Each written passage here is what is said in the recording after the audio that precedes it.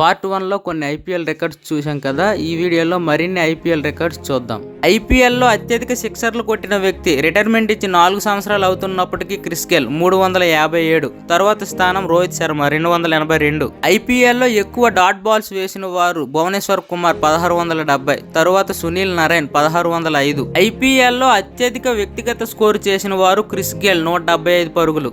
IPL కు ఆడిన అత్యంత చిన్న వయసు వ్యక్తి, రాజస్థాన్ రాయల్స్ కి ఆడుతున్న వైభవ్ సూర్యవంశీ 13 సంవత్సరాలు. ఐపీఎల్ ఆడిన అత్యంత పెద్ద వయసు వ్యక్తి బ్రాడ్ హగ్ 45 సంవత్సరాల 92 రోజులు. ఐపీఎల్ లో మొదటి సెంచరీ చేసిన వారు బ్రాండన్ మెక్కల్లమ్ ఆర్సీబీపై. ఐపీఎల్ చరిత్రలో అత్యధిక చేజింగ్ రికార్డును పంజాబ్ కింగ్స్ కలిగి ఉంది. కోల్కతా ఇచ్చిన 262 భారీ లక్ష్యాన్ని ఛేదించింది.